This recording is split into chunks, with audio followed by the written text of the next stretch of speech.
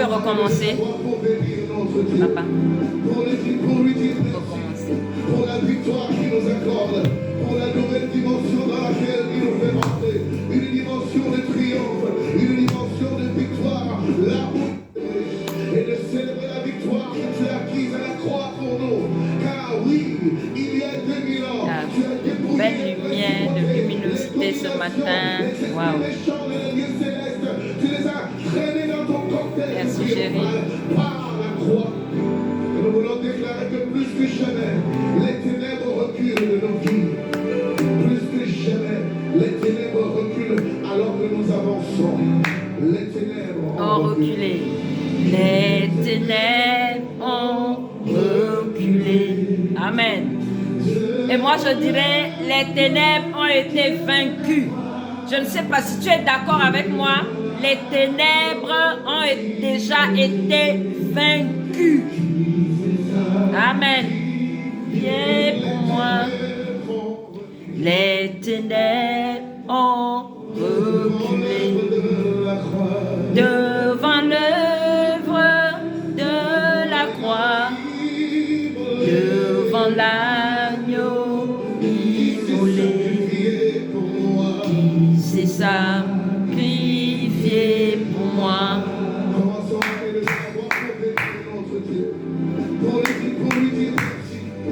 Alléluia. Pour la nouvelle dimension dans laquelle il nous fait entrer, une dimension de triomphe, une dimension de victoire, là où il fait changer de camp la peur. La peur a changé de camp.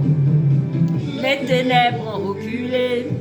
Les ténèbres ont reculé devant l'œuvre de la croix, devant l'agneau immolé.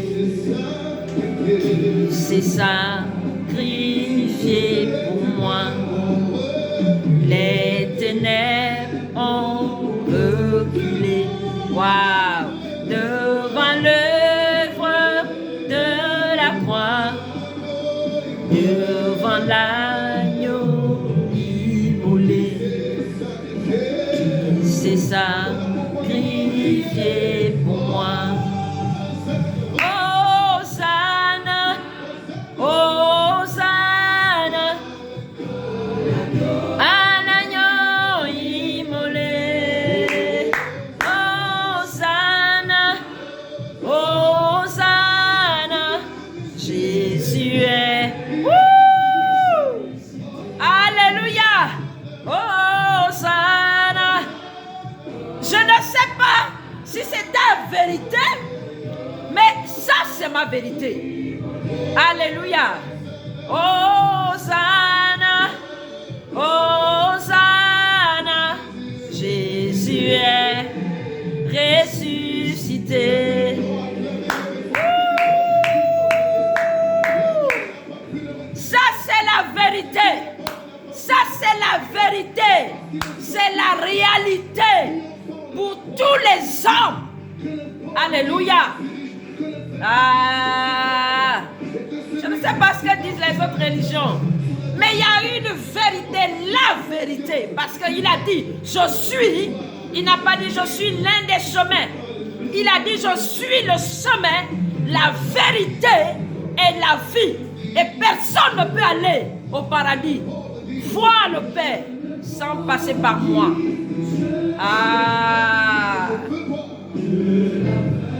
Il a reçu le cachet. Il a reçu le cachet du ciel pour dire qu'il est la vérité. Amen. Que le fait fortifie-toi. Le pauvre dit Je suis riche. Que l'aveugle dise, je peux voir ce que Jésus a fait pour moi. Wouh! Que le faible dise, je suis fort. Que le pauvre dise, je suis riche. Waouh! Alléluia! Ça, c'est la vérité. Aïe, aïe, aïe. Que Jésus a fait pour moi. Hosanna, Hosanna, à l'agneau immolé. Amen. Hosanna, Hosanna, Jésus est ressuscité. Hosanna, Hosanna, à l'agneau immolé. Hosanna, Hosanna, Jésus est ressuscité. Hosanna, Hosanna, à l'agneau immolé. Hosanna, Hosanna, Jésus est ressuscité. Jésus est ressuscité.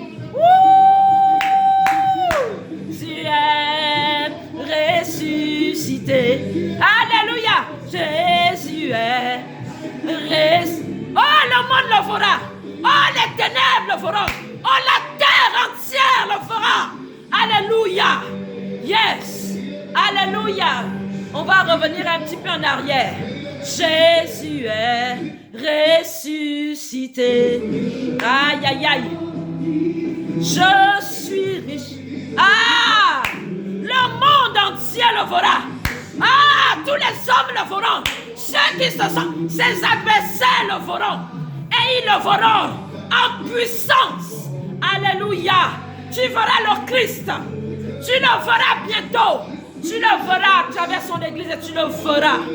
Tu verras oh combien il a dit je suis la vérité. Je suis la vie. Je suis le seul chemin. Tu le verras et je t'exhorte.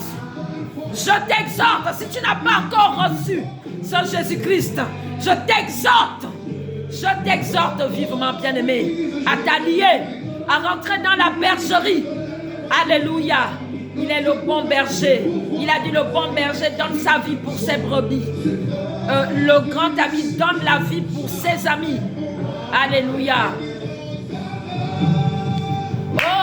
Hosanna, Hosanna, à l'agneau immolé. Hosanna, Hosanna, Jésus est ressuscité. Hosanna, Hosanna, à l'agneau. Partagez ce message s'il vous plaît.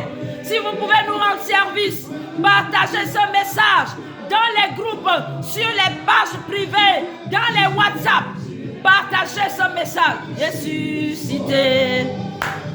Hosanna, Hosanna, à l'agneau immolé. Hosanna, Hosanna, Jésus est ressuscité. Écris-le en commentaire. Jésus est. Jésus est ressuscité. Jésus est ressuscité. Jésus est ressuscité. Jésus est ressuscité. Alléluia. Alléluia, Seigneur. Nous sommes reconnaissants ce matin. Merci Seigneur pour la vie que tu as donnée. Tu n'étais pas obligé de te sacrifier. Tu n'étais pas obligé de venir sur la terre. Tu n'étais pas obligé de te séparer de ta gloire. Tu n'étais pas obligé que le Père te fasse naître dans une étape. Tu n'étais pas obligé. Tu n'étais pas obligé. Le Père a crié au ciel, qui enverrai-je? C'est de ton propre chef, Seigneur, que tu t'es décidé à venir mourir pour des pécheurs pour des méchants que nous étions. Et nous te disons merci. Nous sommes reconnaissants. Merci Seigneur pour cette vie que tu as donnée. Et nous voulons Seigneur nous prosterner ce matin Seigneur devant cet acte que tu as accompli Jésus-Christ. Tu n'étais pas obligé Seigneur.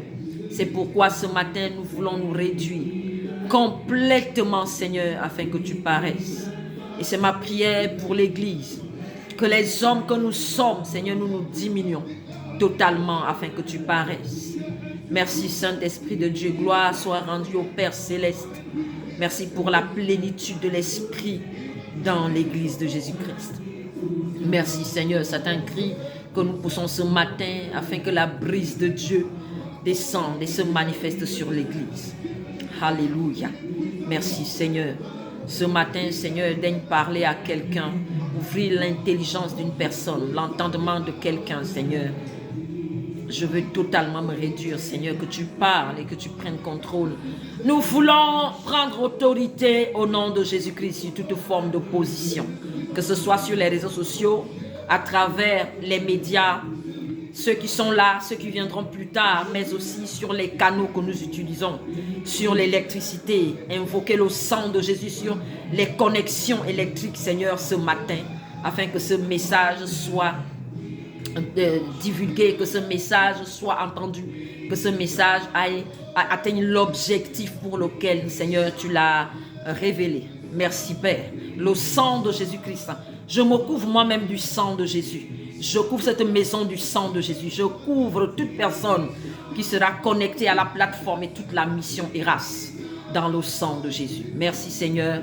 Au nom de Jésus-Christ, nous avons prié, rendu grâce. Nous sommes reconnaissants ce matin. Alléluia. Shalom, shalom, shalom. Shalom à tous ce matin. Vous êtes dans les missions. Lève-toi et sois la plateforme d'illumination de Jésus-Christ. Lève-toi et soit la plateforme d'illumination de Jésus-Christ, comme j'ai l'habitude de le dire.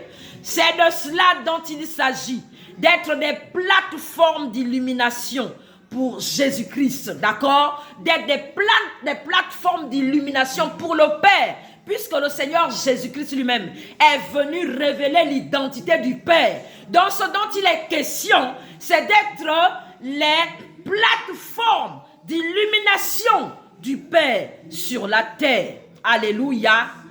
Ce matin, vous êtes encore avec le couple pastoral Ali. Moi, je suis le pasteur Rockies, mais mon mari est vraiment derrière. C'est lui qui fait tout.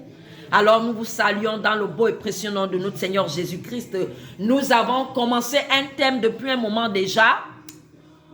Ceux qui n'étaient pas là avant, essayez de défiler. Comme vous allez voir, vous allez défiler, aller vraiment au plus bas de notre profil pour pouvoir profiter des messages que nous avons donnés, ou bien vous pouvez aller sur YouTube. Surtout connectez-vous, abonnez-vous sur notre chaîne YouTube afin que nous commencions aussi des directs sur YouTube. Nous avons besoin que vous soyez connectés.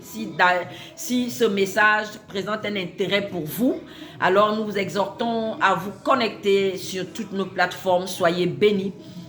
Alors, le thème avec lequel nous avons entamé cette émission, le thème c'est la puissance de la destinée prophétique. La puissance de la destinée prophétique. Je ne vais plus te dire c'est quoi une destinée prophétique. Je vais tout résumer à la fin. Voilà, nous avons entamé un sous-thème. D'accord, le sous-thème c'était la destinée prophétique de la nouvelle création. La nouvelle création, nous avons dit c'est qui est la nouvelle création et tout ça. Bon, tu vas regarder ça.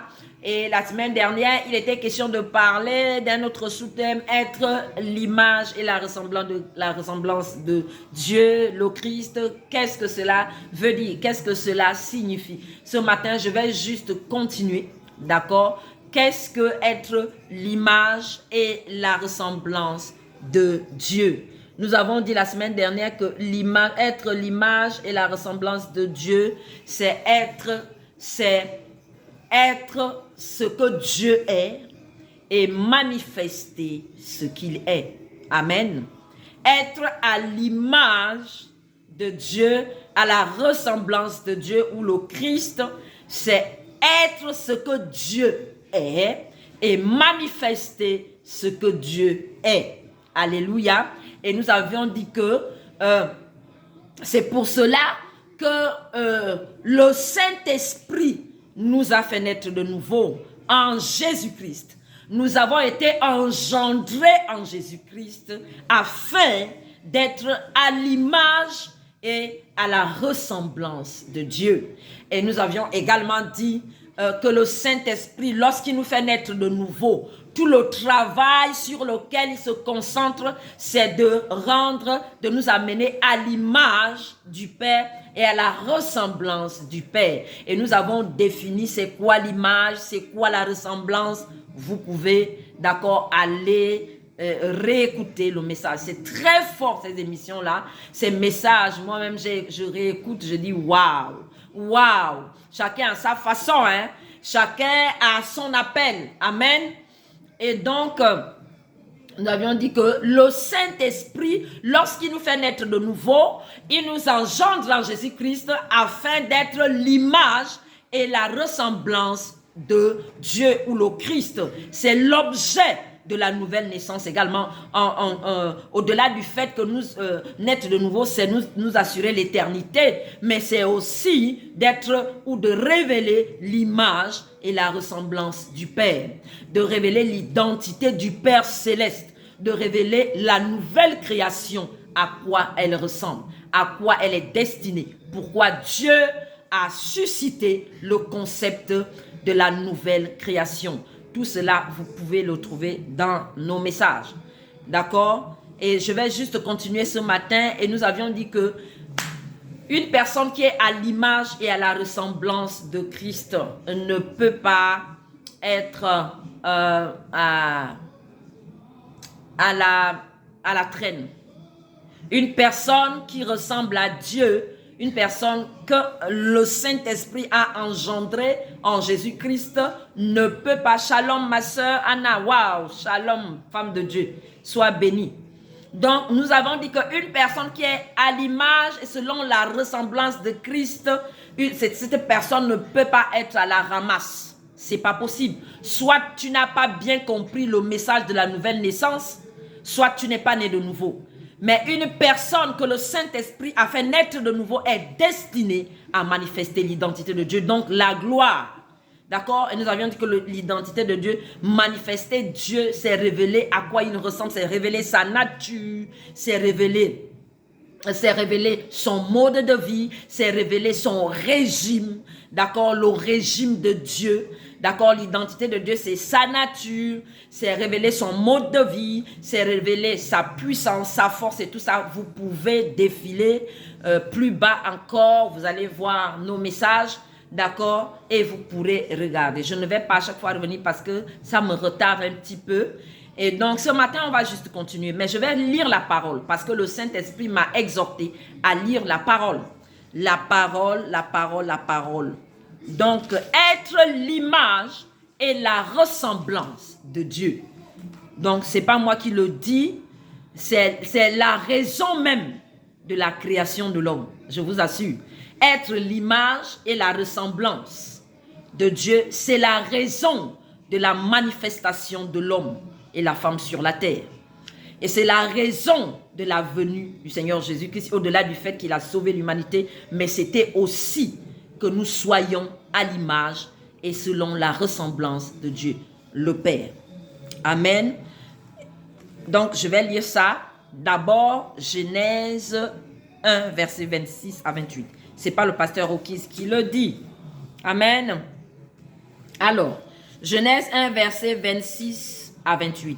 Puis Dieu dit, faisons l'homme à notre image, selon notre ressemblance, et qu'il domine sur les poissons. Nanana, je saute un peu. Je vais au verset 27. Dieu créa l'homme à son image. il le créa à l'image de Dieu. Je veux que tu soulignes. Je veux que, non, pas souligner, je veux que tu surlignes les choses que je vais dire ce matin. Tu surlignes les mots utilisés ici. D'accord? Et je vais revenir un petit peu sur la définition de l'image, d'accord, rapidement, parce que je vais conclure ce message, d'accord, depuis des semaines. Et donc, puis Dieu dit, faisons l'homme à notre image, selon notre ressemblance, et qu'il domine. Je vais au verset 27 de Genèse 1. Dieu créa l'homme à son image, il le créa à l'image de Dieu, il le créa l'homme et la femme. Verset 28, Dieu les bénit et Dieu leur dit, soyez féconds, multipliez, remplissez, assujettissez. Amen. Dieu n'a pas juste donné son image, sa nature à l'homme et à la femme. Il leur a donné au-delà de ça. Et qu'est-ce qu'il leur a donné? Il leur a dit, il les a créés féconds. Fécond, ça veut dire la fertilité. C'est-à-dire, tout ce que tu sèmes, tout ce que tu entreprends te réussit.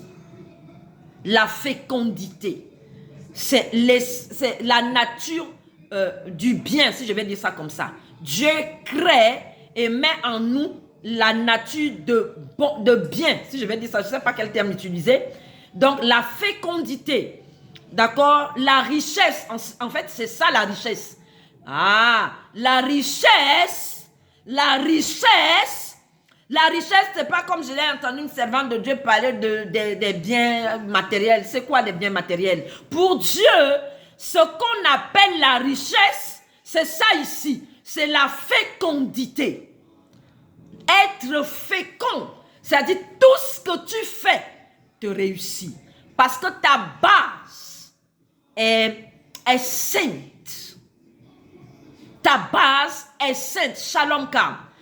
La base étant sainte, pure, donc tout ce que tu fais te réussit. C'est ça la réussite. Plutôt, c'est ça la richesse.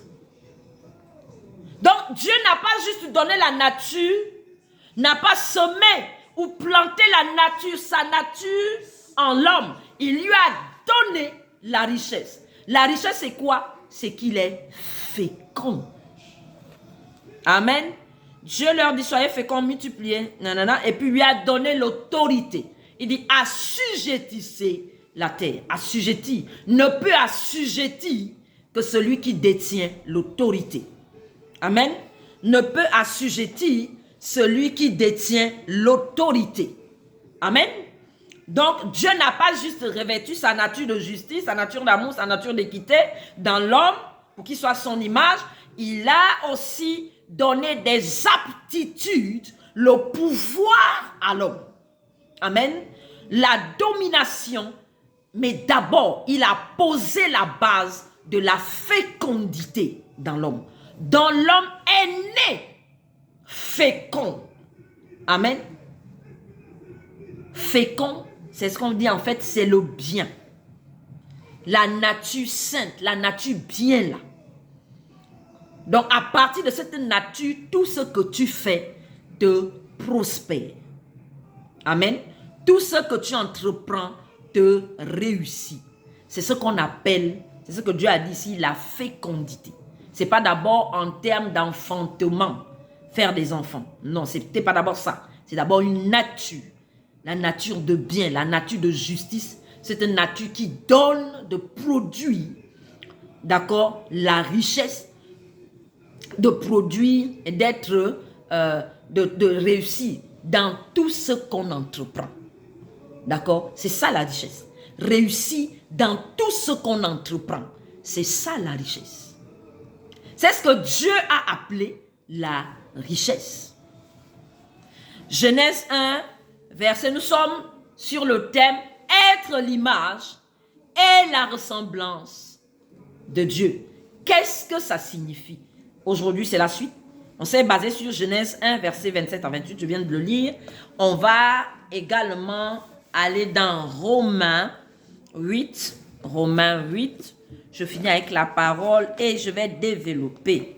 Romains 8, ma Bible est un peu petite. Je me débrouille. Romains 8, versets 28 à 30. Romains 8, versets 28 à 30. Nous savons du reste que toutes choses concourent au bien de ceux qui aiment Dieu, de ceux qui sont appelés selon ses desseins. Je reprends. Nous savons du reste que toutes choses concourent au bien de ceux qui aiment Dieu, de ceux qui sont appelés selon son dessein, de ceux qui sont appelés selon le dessein de Dieu. Ah, donc il y a un dessein. Les hommes sont appelés parce qu'il y a un dessein. Alléluia. Nous savons du reste que toutes choses concourent au bien de ceux qui aiment Dieu, de ceux qui sont appelés selon son dessein, car ceux qu'il a connus d'avance, il les a aussi prédestinés à être semblables à l'image de son Fils, afin que son Fils fût le premier-né entre plusieurs frères. Amen. Car ceux qu'il a connus d'avance, il les a aussi prédestinés à être à l'image. Oh! Donc, le Saint-Esprit ne nous fait pas naître de nouveau, simplement, d'accord? Il ne nous fait pas naître de nouveau au hasard. Non, c'est d'abord parce qu'il y a un dessein. Lequel dessein encore dont la Bible parle ici? On dit ceux qu'il a connus d'avance, il les a aussi prédestinés à faire quoi? À être semblables à l'image du Fils premier-né, afin que son Fils soit le premier-né ou fût le premier-né entre plusieurs frères. Amen. Nous avons été engendrés en Jésus-Christ par le Saint-Esprit et prédestinés, pas seulement engendrés, prédestinés à être quoi? Semblable à Christ, semblable à l'image. Amen. Être à l'image, semblable à l'image, c'est ce qui est dit ici, de son Fils, afin que son Fils fût le premier-né entre plusieurs frères. Donc, j'ai toujours dit, vous comprenez quand je dis que je ne comprends pas le message qui dit que les chrétiens iront en enfer. C'est quelque chose que je ne comprends pas. Je ne comprends pas ça. Pourquoi? Parce qu'il est dit ici, le même apôtre Paul qui a parlé, qui a écrit beaucoup, c'est le même qui dit ici là, que Dieu a connu un peuple d'avance. Et il a destiné ce peuple-là pour un dessein. Lequel dessein? C'est que ce peuple-là soit semblable à l'image du Fils. Et que son Fils fût le premier-né entre plusieurs frères. Est-ce que vous comprenez ça? Donc, qu'il n'y ait pas de transformation dans une personne qui est née en Jésus-Christ, c'est un souci. Dire que quelqu'un est chrétien et puis on ne voit pas le fruit de la nouvelle naissance. Le fruit du fait que c'est un chrétien, moi j'ai un problème avec ça aussi. C'est qu'on ne voit pas les fruits de la nouvelle naissance. Le fruit de l'esprit. J'ai un souci avec ça. Les gens jonchent les assemblées. Mais on ne voit pas. Les pasteurs se plaignent. Tout le monde se plaint. Parce que, oh là là, j'ai oublié une interpellation ce matin. Oh, aïe, aïe, aïe, aïe. Ok, je le dirai à la fin, chérie. Je vais parler du message de Émeric Sroka. Voilà, je pense même que je vais dire ça. Il y a un jeune prophète français. Voilà, il est précis dans le message. Vous pouvez aller le suivre, le prophète Émeric Sroka. Et donc, il disait, il a eu une vision, il a eu une expérience où Dieu criait, où Dieu lui disait qu'en fait, de venir crier à l'église, de crier sur les réseaux sociaux, de dire à l'église que il est à la porte, il a même dépassé la porte, il est imminent. Sa venue est imminente. Mais ce qui le retient, c'est que dans l'église, pas d'abord les nations, il dit l'église. Il a dit, vous pouvez le suivre sur YouTube, le prophète Émeric Sroka. Il a dit que le Seigneur a crié en lui disant, va crier à l'église. Et dit à l'église que vous pouvez voir des foules. Ces foules ne veulent rien dire. Les foules, quand on voit plusieurs drainés là, ces foules-là ne veulent rien dire. Parce que peu sont nés de nouveau. Ça veut dire quoi? Si tu n'es pas né de nouveau, tu n'as qu'à mener tous les services dans l'église. Tu meurs, tu vas en enfer. Je reprends. Tu n'as qu'à faire tous les services, même construire le plus grand auditorium d'église du monde là. Si tu n'es pas né de nouveau, tu iras en enfer. Si tu n'es pas né de nouveau, tu iras en enfer. Ce qui te qualifie, c'est la nouvelle naissance. C'est le travail que le Saint-Esprit a fait après le passage du Seigneur Jésus sur la terre. Le Saint-Esprit est là pour créer, engendrer un peuple à Dieu. Le Saint-Esprit a été laissé sur la terre pour engendrer un peuple à Dieu. Continuez de partager. Continuez de tapoter. Il faut faire du bruit sur le message là.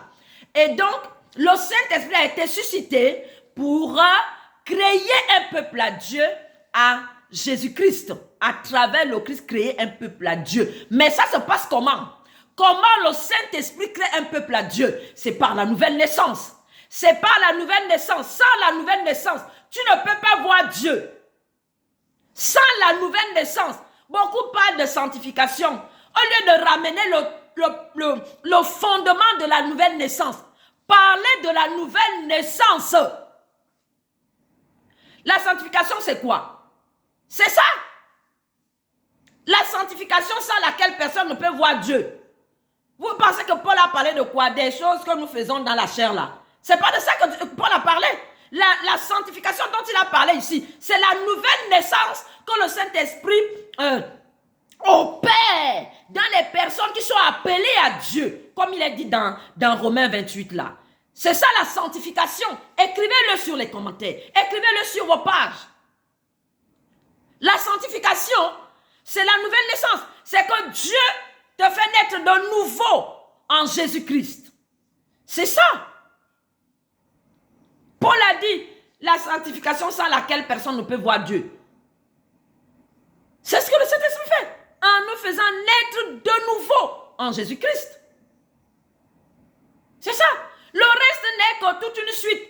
Selon ce qu'il est dit ici, là, dans Romains 28, Romains 8, verset 28 à 30. Il est dit quoi là-bas? Nous sommes prédestinés pour un dessein. Nous sommes appelés par Dieu depuis les nations pour un dessein. Lequel dessein? C'est être semblable à l'image du Fils premier-né, afin que le Fils soit le premier-né entre plusieurs frères. C'est ça. Être semblable. Donc quand tu nais de nouveau, le Saint-Esprit te revêt de la nature de Dieu. Il brise la nature inique, la nature déchue, la nature adamique. Le Adam qui a chuté là. Il a reçu une nature du diable. C'est ça qui est communiqué aux hommes.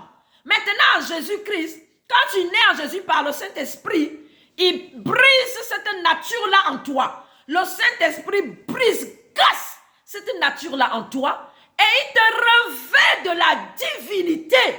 C'est ça. Il te revêt de la divinité de Dieu en toi.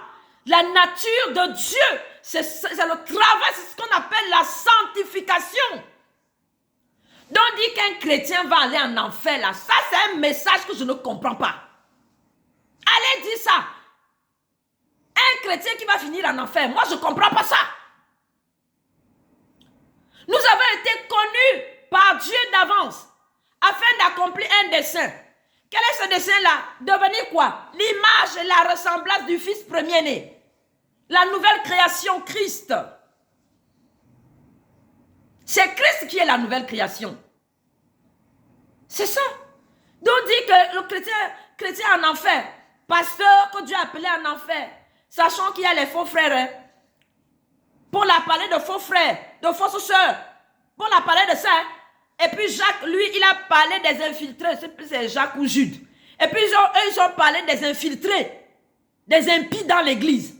Donc, dire qu'un chrétien va aller en enfer, je ne connais pas ce message-là. Je ne sais pas d'où il sort en fait. Parce que les Écritures sont claires. Et quand Paul parle des adultères qui ne vont pas hériter du royaume, est-ce qu'un chrétien est un adultère? Est-ce qu'un chrétien est un adultère? Non. La Bible appelle le chrétien une nation sainte, un sacerdoce royal, c'est-à-dire une consécration royale. Une nation sainte. C'est comme ça que Dieu voit le chrétien. Maintenant qu'il termine en enfer, là, moi je ne comprends pas ça. Ah, je sais que les gens vont prendre mon message, ils vont accrocher sur les réseaux sociaux et puis ils vont aller reprendre ça. Oh, vous allez faire, c'est maintenant, je vais commencer même. Hein. Je n'ai pas encore commencé. Hein. Donc, prendre mes images pour aller accrocher là, pour faire les commentaires là. Ça là même, vous n'avez pas encore commencé. Vous n'avez pas, parce que c'est maintenant que mon mari et moi, on va commencer même. Voilà. Donc, dit qu'un chrétien va terminer en enfer, moi je ne comprends pas. Parce que la sanctification, elle se fait le jour où le Saint-Esprit fait naître de nouveau un individu. L'individu là est sanctifié, appelé justice divine, appelé sacerdoce royal, appelé nation sainte, appelé peuple acquis. Pourquoi? 1 Pierre 2,9. Et dit quoi? Vous, au contraire, vous êtes un sacerdoce royal.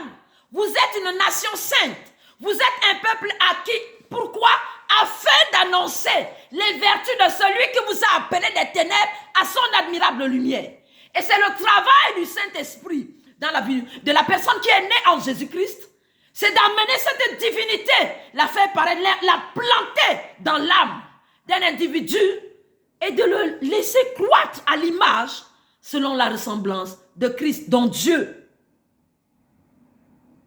Donc on trouve des personnes qui ne sont pas transformées dans l'église. Quand on trouve les personnes qui ne sont pas transformées dans l'église, je ne comprends pas. Je ne comprends pas ça. Parce que c'est clair ici. C'est clair ici. Carl et Betsalil, il faut surveiller les commentaires, hein, les commentaires disconvenants. Vous les supprimez. Ou bien, papa, les commentaires disconvenants, il faut les surveiller. Il faut juste surveiller. Donc, c'est un peu ça. Donc, je voulais m'arrêter juste pour ouvrir cette parenthèse-là. Parce que je suis irritée quand je lis la parole. En fait, la parole est très claire. Et Paul a dit, plutôt c'est Jean qui a dit ça. Jean a continué de dire, en fait, Jean ou Pierre, il a continué de dire, lorsque Paul a parlé des adultères, des gens, il a cité des gens, des orgueilleux, de tout ça. Il a dit que toutes ces personnes-là iront en enfer, ne peuvent pas hériter du royaume. Mais Jean a répondu à ça. Jean a répondu au message de Paul là. Si des gens ont des incompréhensions à ce niveau-là, où il a dit que ceux qui commettent l'adultère, tout ça là, est-ce que Paul a appelé le chrétien encore l'adultère? C'est le même Paul qui a appelé justice divine, non? Est-ce que Paul a dit que le chrétien est un adultère? Il a dit, si des adultères, des ceci, des cela sont dans l'église, est-ce qu'il a dit que ce sont des chrétiens qui sont des adultères? Moi, je n'ai pas lu ça. Est-ce que Paul a appelé un chrétien adultère? Il a dit les gens qui seront visibles comme ça, qui mèneront une vie d'impiété dans l'église là. Il dit ce sont des adultères. Eux, ils n'hériteront pas le royaume de Dieu. Mais un chrétien qui est appelé, on dit quelqu'un qui a été connu d'avance par Dieu. Et le Saint-Esprit l'a fait naître en Jésus-Christ. Comment il va terminer en enfer? Comment il va encore être appelé adultère? Comment il va être encore appelé impudique? Je ne sais pas, les mots sont multiples. C'est ça. Un chrétien adultère, ça n'existe pas. Au départ, il va tituber. La personne née en Jésus-Christ va tituber. la personne va tituber au début, elle va trébucher un petit peu.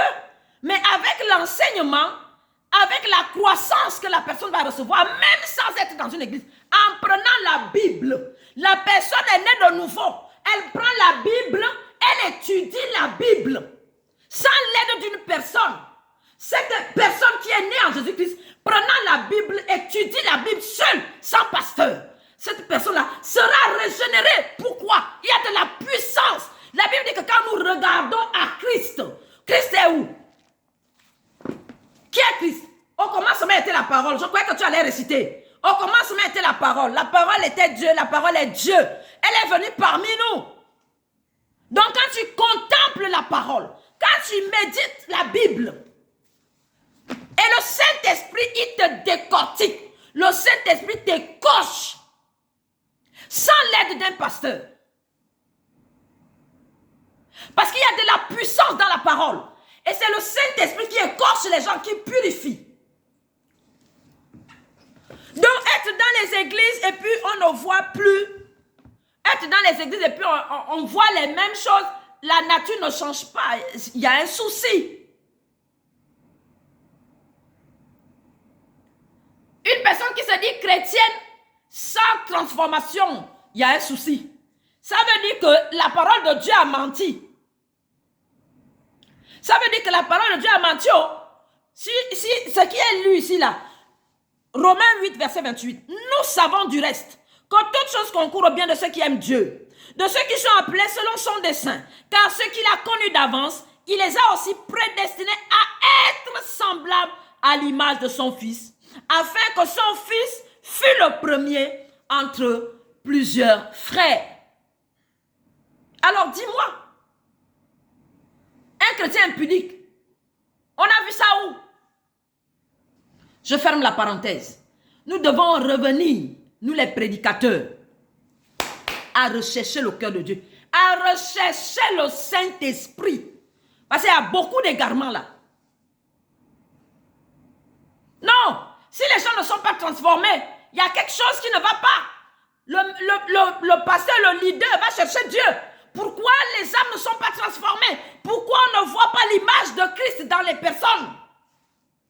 Verset 30. Et ceux qu'il a prédestinés, il les a aussi appelés. Et ceux qu'il a appelés, il les a aussi justifiés. Et ceux qu'il a justifiés, il les a aussi glorifiés. Ça veut dire sanctifiés. Dieu a sanctifié. Donc, le Saint-Esprit te fait naître de nouveau en Jésus pour te sanctifier.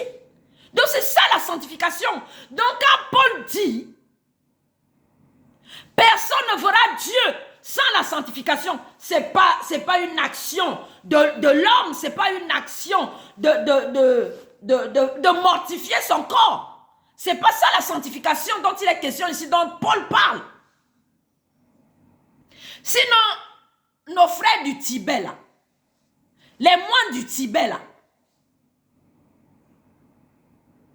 les moines du Tibet, ils font mieux que plusieurs d'entre nous. Si c'est en termes de ça,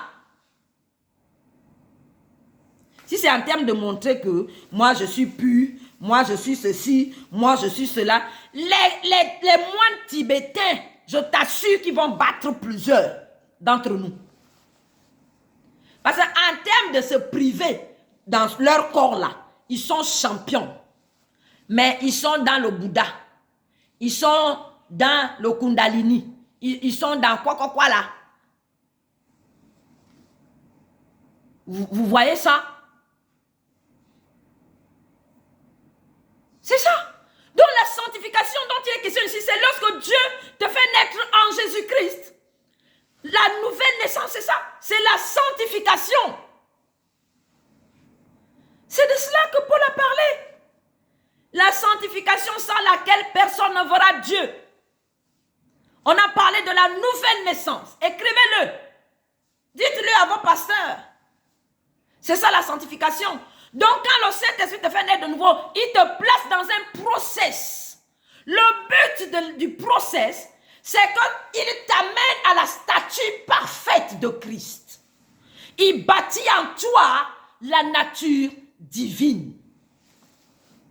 Nous qui à visage découvert. C'est ça, non, papa? On reprend. Je suis là avec papa, je suis doublé. Donc, oui, papa, on y va. Nous qui à visage découvert. C'est toi qui m'aides. Non, je suis encore dans Romain. Je vais citer ça. Vous qui, nous qui, nous qui à visage découvert, 2 Corinthiens 2, 2 Corinthiens 2, vous allez lire. Ils n'ont qu'à tout lire. 2 Corinthiens 3, 18. Bon, vous pouvez lire 2 Corinthiens 3. D'accord? On y va.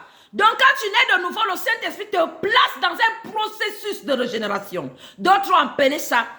Et vous allez voir dans l'explication, dans la définition de image. On a dit là-bas métamorphose, transformation, métamorphose. Donc, le Saint-Esprit te place dans un processus dont l'objectif est de te métamorphoser. Métamorphoser l'âme. Image. Métamorphose. C'est ça. Oui, et Paul a dit ça. 2 Corinthiens 3. Il faut lire tout le chapitre. Vous voyez? Dire qu'un chrétien va finir en enfer. Moi, je ne comprends pas ce message-là. Soit on ne comprend pas ce qui ne va pas dans l'église. Il faut demander à Dieu. Oui.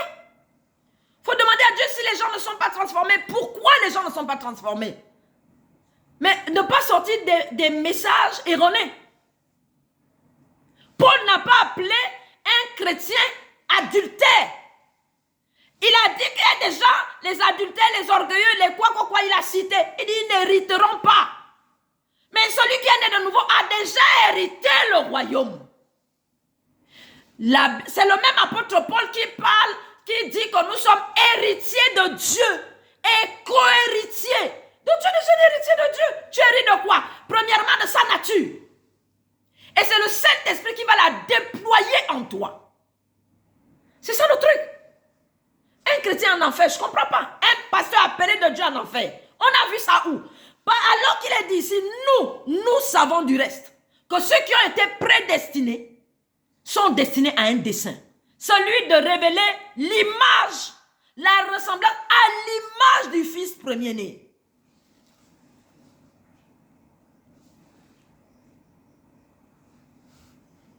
« 2 Corinthiens 3, verset 18.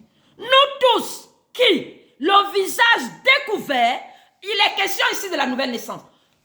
Avoir le visage découvert, c'est la nouvelle naissance. Nous qui le visage découvert, par la nouvelle naissance, nous avons eu le visage découvert. Le voile de la chair est déchiré lorsque tu nais de nouveau. Non, nous tous qui, le visage découvert, contemplant comme dans un miroir la gloire du Seigneur, nous sommes transformés en la même image. C'est toujours de l'image dont il est question. Nous sommes transformés en la même image de gloire en gloire, comme par le Seigneur, l'Esprit. On va le dire autrement. Nous sommes transformés en la même image par le Seigneur, Saint-Esprit. Donc, voir les impudiques dans les églises, et puis ça fait des années, merci, que les gens sont là. Les vies sont, il y a un souci. Est-ce que la personne est réellement née de nouveau? Est-ce qu'elle a rencontré le Christ? J'ai un souci avec ça. Un chrétien qui est adultère, on dit adultère, puis qui va aller en enfer là. Ça veut dire quoi? Donc, la sanctification dont Paul parle, en disant que personne ne verra Dieu sans la sanctification, il s'agit simplement de la nouvelle naissance.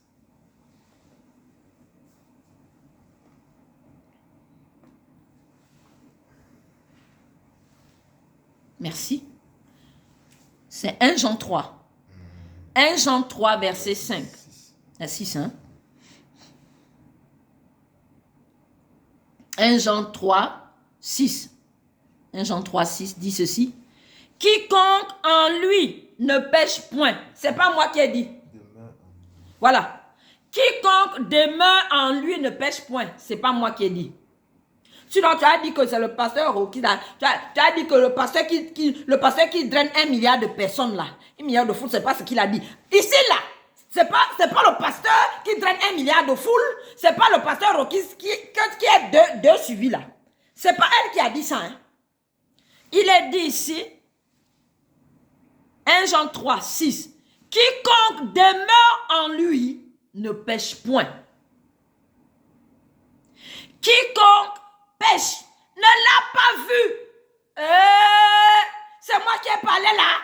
C'est pas moi. On dit quiconque. Non, pardon, hein, chérie. Il faut commencer tes messages. Je t'en supplie. Non. Il dit, quiconque demeure en lui ne pêche point. Quiconque pêche ne l'a pas vu. Et ne l'a pas connu. C'est ça. Petits enfants, que personne ne vous séduise. Celui qui pratique la justice est juste comme lui-même, le juste. Celui qui pêche est du diable, car le diable pêche dès le commencement. Le Fils de Dieu apparut afin de détruire les œuvres du diable. Quiconque est né de Dieu ne pratique pas le péché. Parce que la semence de Dieu est... Parce que la semence de Dieu est en lui. Donc laisse-moi la fête de 1 milliard de foules là.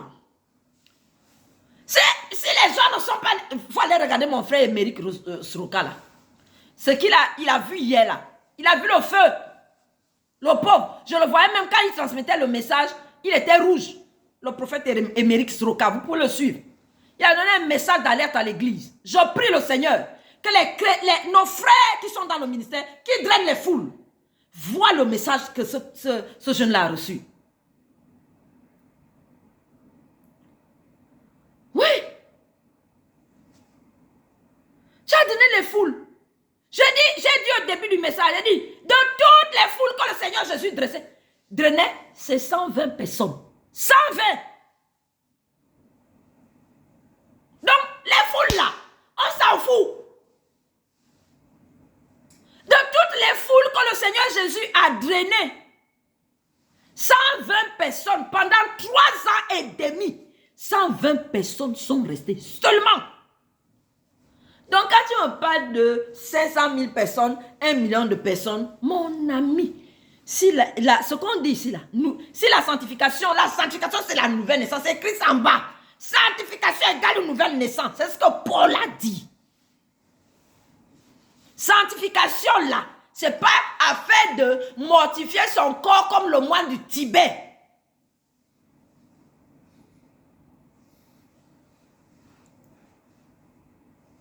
Verset 9. Quiconque est né de Dieu ne pratique pas le péché parce que la semence de Dieu demeure en lui. Et il ne peut pécher parce qu'il est né de Dieu. C'est par là que se font reconnaître les enfants de Dieu et les enfants du diable. Quiconque ne pratique pas la justice n'est pas de Dieu, non plus que celui qui n'aime pas son frère. Merci, sois béni. Il faut venir prendre ta place. C'est ça. J'ai dit que je vais diminuer afin que le Saint-Esprit, je me réduis totalement, je me confie à Dieu. C'est le Saint-Esprit comme ça. Donc toi, tu vas dire que je suis une femme, je viens prêcher. Moi, je suis un esprit dans un corps. Un esprit dans un corps. Moi, c'est affaire de femme là. Il faut laisser ça quand tu viens regarder les images, les messages ici. Affaire de femme là. Je suis un esprit dans un corps. C'est ça. Cette sanctification-là, on l'a fait, le Saint-Esprit nous l'a fait dès qu'on est de nouveau. Donc tout le samlam là, qui se retrouve dans l'église là, ça c'est pas des chrétiens. On dit celui qui demeure en Dieu ne pêche pas. Parce que la semence de Dieu est en lui.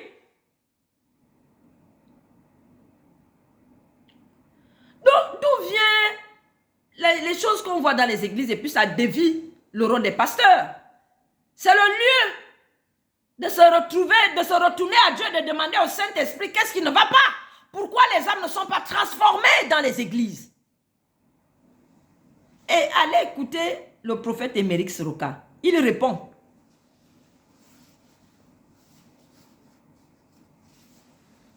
C'est ça.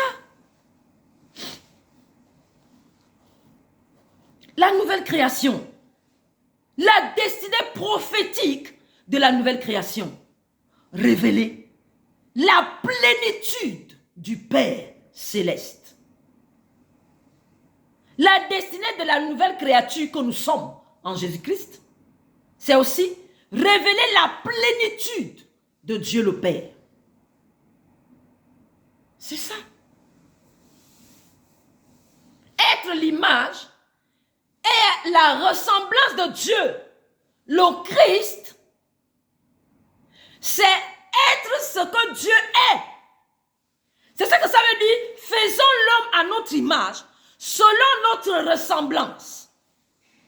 Et Romains 8, verset 28 à 30, nous avons été appelés selon un dessein. Quel est le dessein? C'est celui d'être semblable à l'image du Fils premier-né. Le Fils de Dieu, le premier-né d'entre plusieurs frères.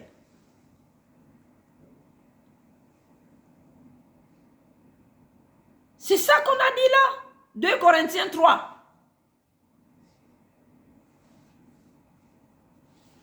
De Corinthiens 3, lui, il dit quoi? Paul dit quoi? Nous sommes des lettres écrites. C'est toujours Paul, hein? Nous sommes des lettres. Il dit, vous êtes manifestement. Vous êtes manifestement qui? Celui qui est engendré par le Saint-Esprit en Jésus. On dit, il est manifestement. Quoi? Une lettre écrite de Christ. Une lettre écrite pas avec de l'encre humaine, pas avec un bic ni un doigt humain. On dit avec l'encre de l'esprit. Et cette lettre-là, on dit les nations doivent la lire. Elles doivent lire quoi dans cette lettre? La plénitude de Dieu. Amen. Je reprends. Paul dit, nous sommes, dans 2 Corinthiens 3, nous sommes manifestement des lettres écrites de Christ. Non avec de l'encre de l'homme, mais avec l'encre de l'esprit. Avec les nations là, lisent à travers la lettre que nous sommes, le Christ, ou la plénitude de Dieu, ou de la divinité. C'est ça le dessein. C'est ça la destinée prophétique de la nouvelle création et de la nouvelle créature. Révéler à quoi Christ ressemble. Son mode de vie, sa nature, son régime, son système de fonctionnement, ses aptitudes de nouvelle création. C'est pour ça que nous naissons de nouveau. 1 Pierre 2,9. 1 Pierre 2,9 dit quoi? 1 Pierre 2,9 dit, vous au contraire, vous êtes, vous au contraire, vous êtes un sacerdoce royal. Paul a parlé de la sanctification. Pierre dit, vous au contraire, vous qui êtes nés en Jésus-Christ, créés en Jésus-Christ, vous êtes un sacerdoce royal, une consécration, une œuvre royale. une nation sainte, un peuple acquis, afin d'annoncer toujours le même dessein. Ça ne change pas, hein? Le dessein que Dieu a dit depuis Genèse 1, verset 26, ça ne change pas. Regardez les révélations, même dans le Nouveau Testament. Ça continue là-bas. Maintenant, c'est pleinement dit dans le Nouveau Testament, à travers les épîtres. Vous, au contraire, vous êtes un sacerdoce royal. Vous êtes une nation sainte. Vous êtes un peuple acquis au prix puissant. Pourquoi? Un seul dessein, afin d'annoncer les vertus de celui qui vous a appelé des ténèbres à son admirable lumière. C'est ça le dessein de Dieu. Depuis le commencement, le Seigneur Jésus n'avait rien, il n'est pas venu changer quoi que ce soit. Il a juste réactualisé le plan initial du Père, Genèse 1, versets 26 à 28. Le Seigneur Jésus est venu parfaire pleinement cette parole qui a été annoncée. Et c'est l'objet de sa mort et de sa résurrection. Sauver l'homme. Mais après avoir sauvé, est-ce que tu meurs? Tu meurs? Est-ce que les hommes meurent après qu'ils soient nés de nouveau? Pourquoi Dieu ne les rapatrie pas? Ou bien? C'est ça, hein? On n'a qu'à faire l'évangélisation. Et puis quand les gens reçoivent le Seigneur Jésus, puis ils rentrent au ciel en même temps. Amen, Vincenzo, je reçois ça. C'est ça. On ne meurt pas tout de suite. On fait quoi? On dit quoi? Il y a un dessein. Lequel dessein? Ce que le Père a initié depuis Genèse 1, verset 28, que Jésus-Christ est venu parfaire. Nous continuons cette œuvre-là qu'il a initiée, qu'il est venu réactualiser, le Seigneur Jésus dans les nations. Donc sa mort et sa résurrection, c'est que le plan initial du Père soit réactualisé. C'est ça. C'est l'objet de la mort et de la résurrection du Seigneur Jésus. Permettre à l'homme, finalement, de réaliser le dessein pour lequel le Père l'a amené sur la terre. C'est ça.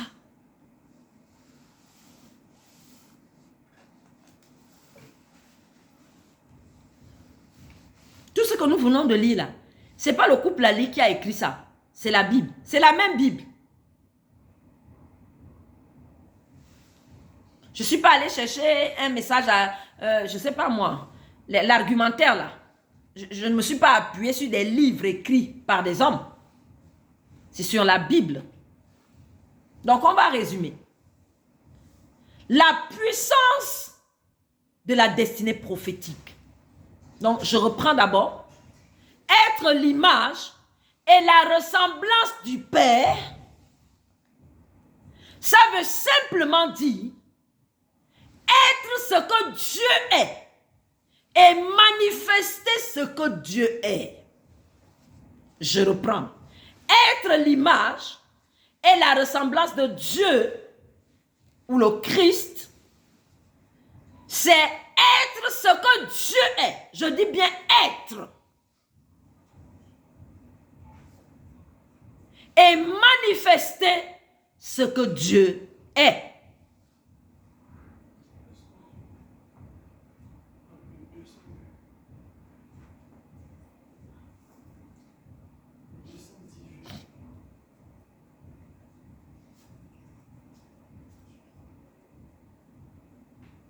Je veux de l'eau. Si je peux trouver ce qui est glacé, ce serait super.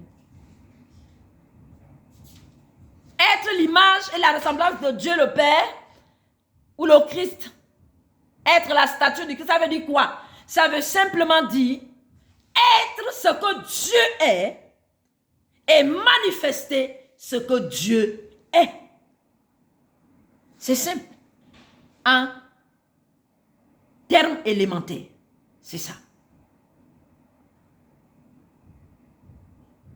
Être ce que Dieu est, manifester ce que Dieu est. C'est ça, être à l'image et la ressemblance de Dieu ou Christ. Donc, quelle est la puissance de la destinée prophétique? Nous allons terminer notre message que nous diffusons depuis plus d'1 mois. Ça va faire même 2 mois. La puissance de la destinée prophétique réside dans quoi? La puissance de la destinée prophétique réside dans le fait que nous sommes nés. L'homme est né pour accomplir un dessein. La raison de l'existence de l'homme et de la femme, c'est pour accomplir un dessein. Premièrement, lequel dessein? Genèse 1, verset 26. Créons l'homme à notre image, selon notre ressemblance. C'est que l'homme est né pour révéler ce que Dieu est et manifester ce qu'il est. C'est la raison de notre existence. Il y a un projet que Dieu a initialement écrit. Et c'est le projet général pour tous ceux qui sont appelés et connus d'avance. C'est de révéler l'image, la ressemblance du Père créateur, le céleste. Être ce que Dieu est, manifester ce que Dieu est. C'est le dessein général de tous les hommes qui ont été connus d'avance par Dieu. Être à son image, selon sa ressemblance.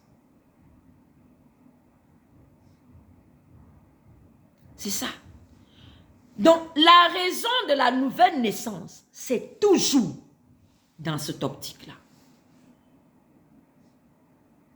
Que l'homme révèle l'identité et la nature de Dieu. Toute la puissance de la destinée prophétique, d'abord de l'homme en général, ou encore, je vais dire, de la nouvelle création. Vous savez, Paul a parlé de la nouvelle création. Et nous avions dit que la nouvelle création, c'est Christ. Parce que Jésus-Christ est venu révéler ce que l'homme devrait être avant la chute. Le cheminement dans lequel Dieu avait positionné Adam et Ève. Mais à cause du péché, ça a été estompé. Jésus-Christ va venir révéler ce plan parfait. En mettant en place le concept nouvelle création. Et donc, la nouvelle création, c'est Jésus-Christ. Colossiens 2, verset 9. C'est l'homme en lequel habite corporellement la plénitude de la divinité. Donc la destinée prophétique, la puissance de la destinée prophétique réside dans le fait que la nouvelle création que Christ a mise en place, le peuple ou bien la race Christ que Jésus a mise en place, la race Christ, l'homme dans lequel habite corporellement la plénitude de la divinité, révèle l'identité de Dieu le Père. Romains 8 dit, nous avons été connus d'avance, appelés, pourquoi? Quel dessein? Manifester la plénitude de la divinité, la puissance de la destinée prophétique. Je parle d'abord de manière générale, c'est quoi la destinée? Et quelle est la destinée de la nouvelle création, Christ, et de ceux qui sont nés en Christ? Toujours, un seul dessein, c'est révéler l'identité du Père. Chacun va le révéler à une mesure donnée. Chacun va révéler cette identité-là à une mesure donnée.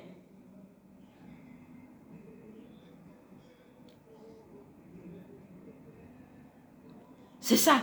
À ton niveau, quand Dieu a posé en toi sa nature, ses aptitudes, il t'a placé dans un secteur. Révèles-tu l'identité de Dieu? Révèles-tu la nature de Dieu, le mode de vie de Dieu, les valeurs de Dieu, le régime de Dieu qui est la royauté? La royauté, c'est la dignité de Dieu. C'est révéler tout ce qui est emprunt à la distinction. Tout ce qui est emprunt à la distinction, à l'excellence. Dans ce que tu fais, dans ce que tu dis, dans ta vie. Révéler la dignité, la distinction, l'excellence. C'est ça le régime de Dieu.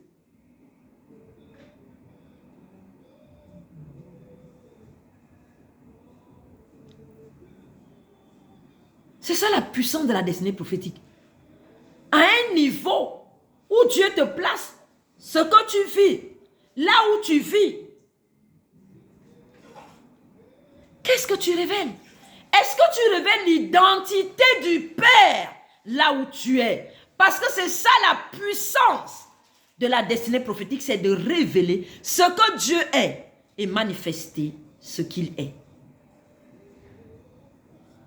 Il t'a placé dans quel domaine? Est-ce que tu révèles la plénitude de la divinité ou l'identité de Dieu le Père ou le Christ là où tu es dans ta vie?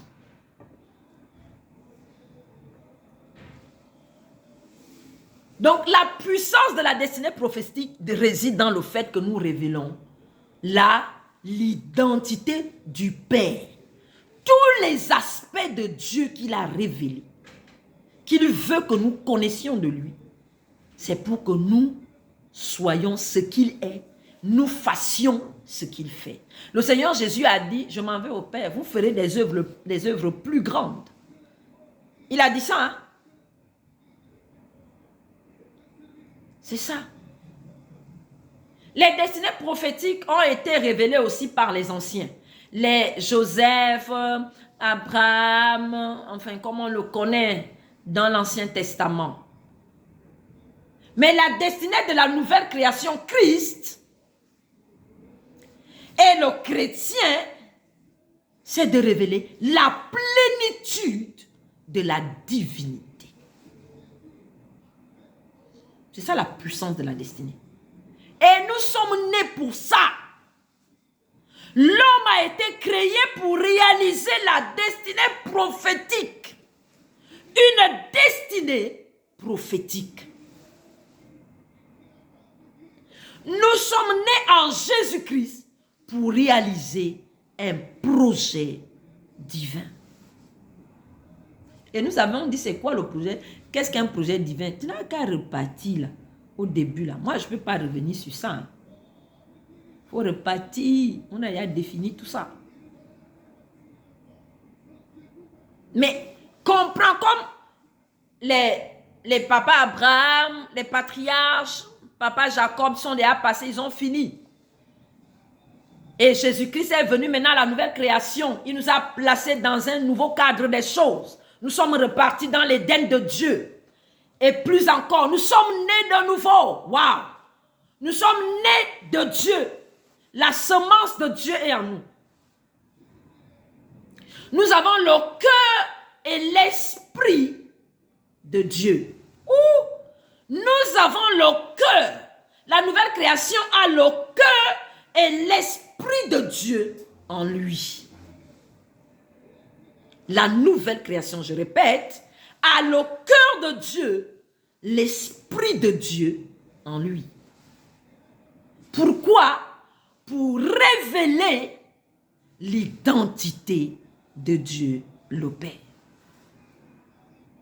La nature d'abord de Dieu, la justice, la sainteté, l'amour, l'équité, la droiture, mais aussi pour révéler les aptitudes de Dieu. Lesquelles les aptitudes de Dieu? La sagesse, l'intelligence, la créativité, la fécondité.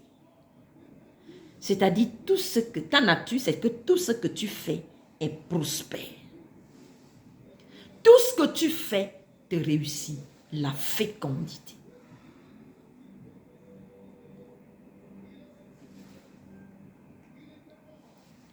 La fécondité. Révéler son mode d'administration. Le mode d'administration de Dieu. Le but de la nouvelle création.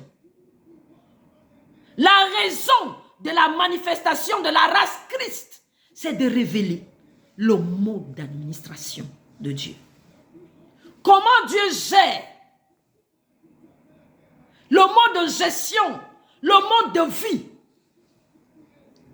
Dans les sociétés, ces valeurs, les valeurs divines, les valeurs de Dieu, nous devons les transporter et les manifester. C'est ça la nouvelle création. Révéler la plénitude de la divinité. La puissance de la destinée prophétique. Waouh! La puissance de la destinée prophétique. Maintenant, ça va aller dans les détails. Quand on a la nature de Dieu, on a la vie d'équité, tout ça. Dans le détail maintenant, au quotidien, comment tu le manifestes? Tu es femme au foyer. Cette nature de plénitude de la divinité, est-ce que tu le révèles? Toi, tu n'es pas marié, tu es célibataire. Dieu t'a placé quelque part. Est-ce que cette nature, cette sagesse divine, tu la révèles? Nous avons parlé de Ésaïe 11. L'Esprit de l'Éternel est sur moi. Le Seigneur Jésus a déclaré. Pourquoi? Car il m'a oint pour annoncer, on va le lire, hein? L'esprit de force, l'esprit du Seigneur. Lequel esprit? L'esprit de force, l'esprit de connaissance, l'esprit de sagesse, l'intelligence, esprit de crainte de Dieu. Donc la sainteté. Est-ce que ces choses-là, tu les vois dans ta vie en tant que nouvelle, faisant partie de la nouvelle création? Est-ce que tu le vis? Parce que c'est l'objectif de notre existence. La puissance de la destinée prophétique réside dans le fait que nous révélons la plénitude de Dieu en nous, dans tous les aspects de nos vies et dans tous les aspects de la vie. C'est ça la destinée prophétique. C'est ça toute sa puissance. Et c'est la raison pour laquelle l'homme est né.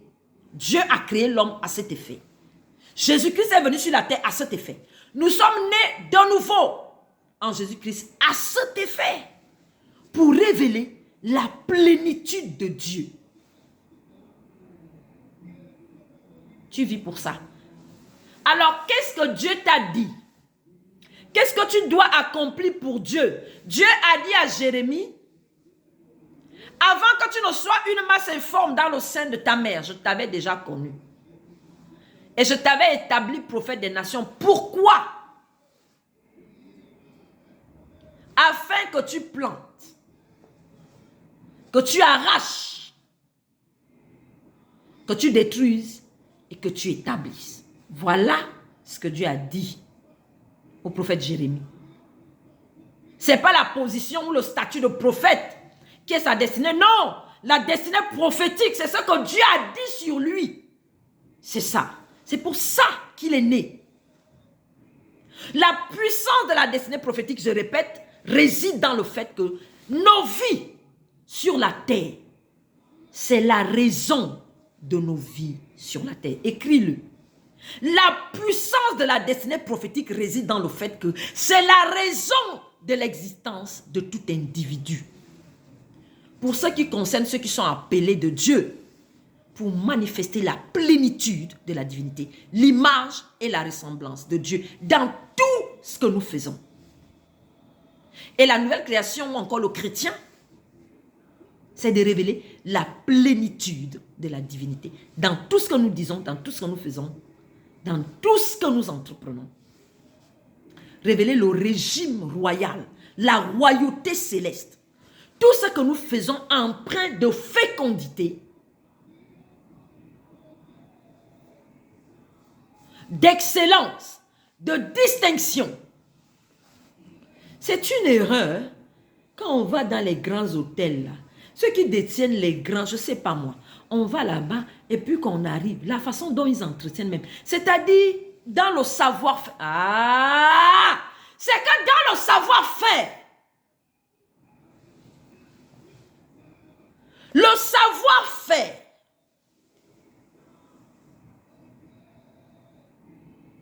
la stratégie, le conseil, le savoir-faire, dans tout ce que celui qui est appelé à manifester la plénitude de Dieu, né en Jésus-Christ, il manifeste l'excellence et la distinction. Mais maintenant, on va partout là. Quand tu vas dans des palaces et tout ça là, tu regardes le niveau d'agencement des choses, le niveau de savoir-faire qui est. Salomon a dit, c'est une erreur. C'est une erreur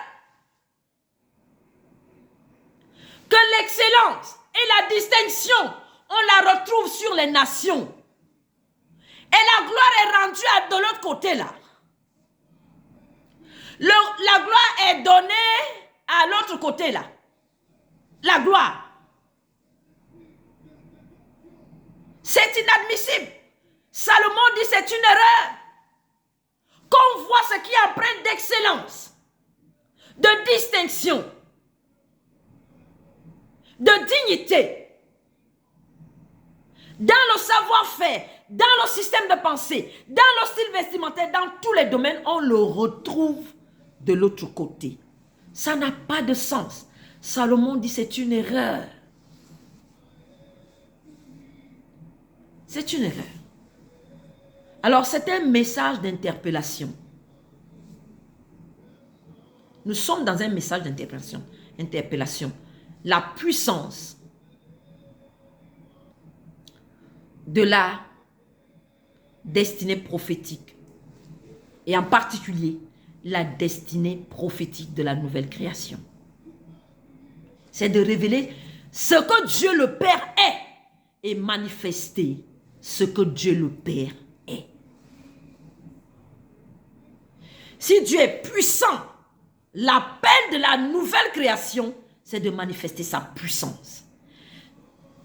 Comme Dieu est saint, la destinée prophétique de la nouvelle création, c'est de révéler la sainteté de Dieu. C'est de révéler la sagesse de Dieu. C'est de révéler l'intelligence de Dieu. C'est de révéler la sainteté de Dieu. C'est de révéler la crainte de Dieu. C'est de révéler la justice de Dieu. C'est de révéler la royauté, la dignité de Dieu. C'est révéler l'équité de Dieu. Tu as été nommé à un poste de décision. Quel est le mode d'administration que Dieu t'a révélé pour manifester à partir de ce poste d'élévation-là, ou stratégique de la vie? Quelle est la sagesse ou le mode d'administration, le conseil que Dieu t'a révélé pour que tu manifestes la plénitude de la divinité, là où il t'a positionné. Qu'est-ce que Dieu t'a dit? Esprit de conseil, de sagesse, d'intelligence, de crainte de Dieu. Et il dit encore dans Proverbe 8, il dit, je possède la science de la réflexion. L'esprit qui possède la science de la réflexion est en toi. Écris en bas. L'esprit qui possède la science de la réflexion, cet esprit est en moi, est dans la nouvelle création.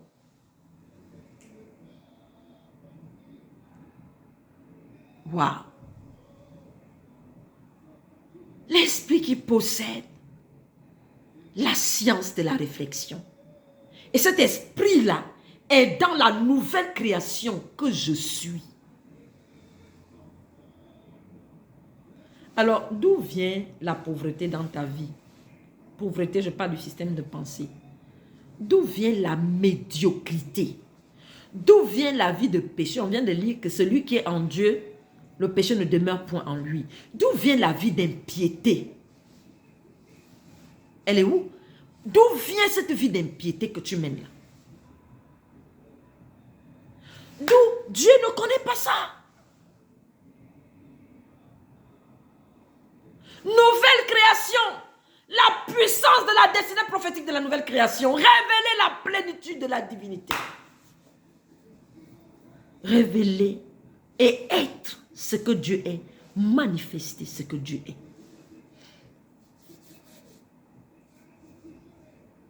La sainteté, la justice, l'équité, la droiture si vous voulez.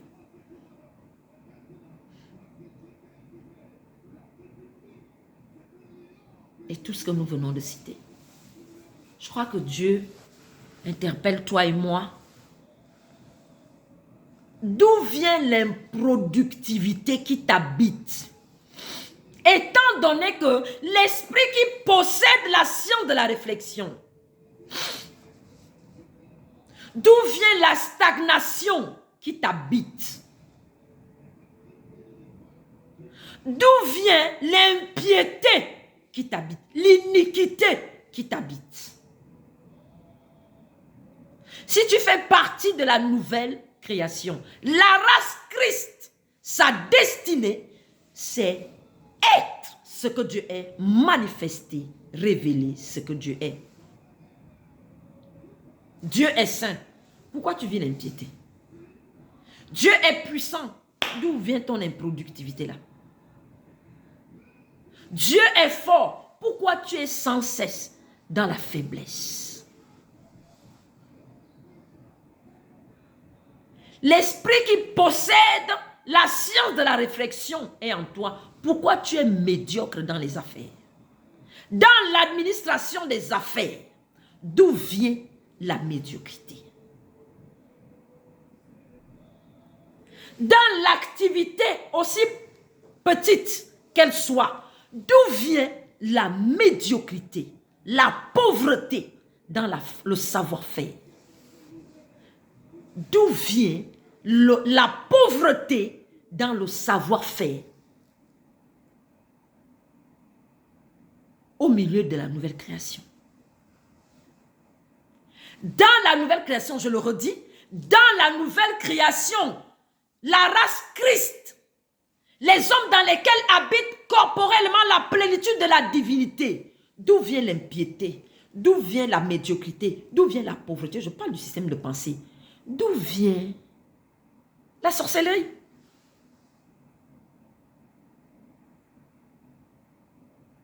D'où vient la faiblesse? D'où vient l'improductivité? D'où vient l'infertilité? Ou encore l'infécondité, je ne sais pas si ça se dit. D'où viennent ces choses-là? Ça veut dire qu'il y a un souci. Alors c'est un message d'interpellation. Si ce que le Seigneur nous a inspiré de dire, La puissance de la destinée prophétique, c'est que tu vis pour ça. C'est la raison de ta vie, c'est la raison de ma vie. C'est de révéler à quoi Dieu ressemble, ce qu'il est. Alors tout ça que nous venons de citer, tu ne vois pas cela dans ta vie. C'est le lieu de se remettre en question. C'est le lieu d'aller vers le Seigneur pour lui demander, mais qu'est-ce qui ne va pas dans ma vie? Parce que la destinée prophétique, la raison même de ma nouvelle naissance, c'est de révéler ce que tu es, Père. Ce que Jésus-Christ tu es. Le modèle de vie, le modèle de sacrificateur que tu es, c'est-à-dire adorateur, ministre du culte. C'est de révéler l'excellence dans le savoir-faire, dans tous les domaines de la vie. Suivre le modèle Christ. Mais qu'est-ce qui ne va pas en moi? Qu'est-ce qui ne va pas dans ma vie?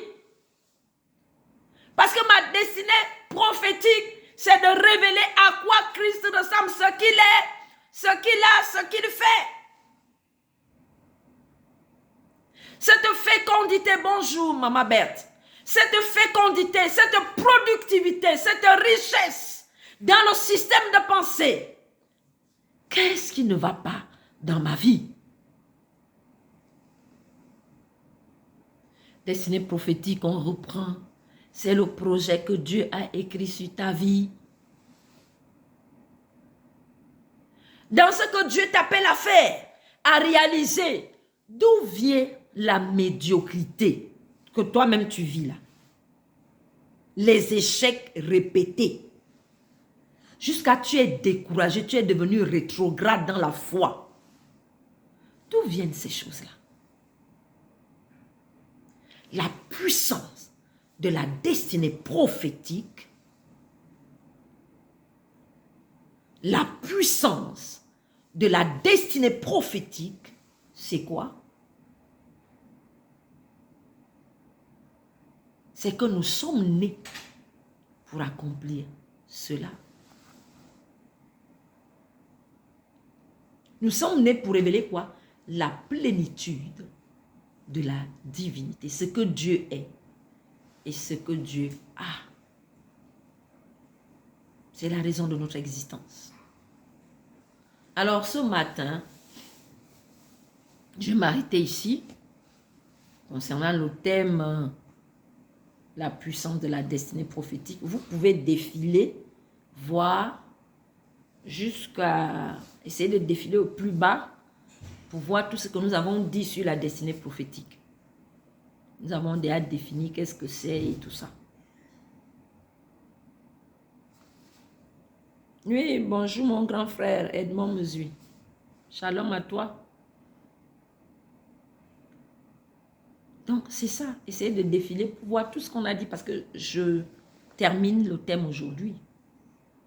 C'est un message d'interpellation pour venir dire au corps de Christ. Interpeller le corps de Christ. Pour dire,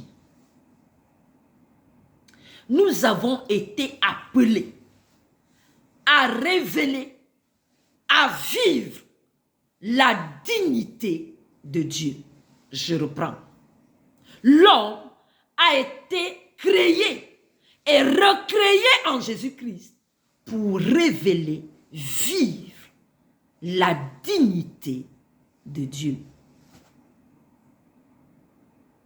Ouais, la dignité de Dieu, la royauté de Dieu. Parce qu'il y a une royauté terrestre. Mais nous, l'homme est né pour révéler la dignité de Dieu.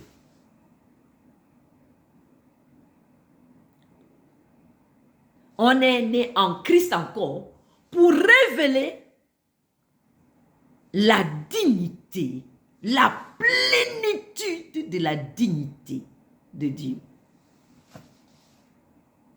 Alors, pourquoi ta vie est comme ça? Tu dis que tu es chrétien. Wow! Tu dis que tu es chrétien. Qu'est-ce qui ne va pas?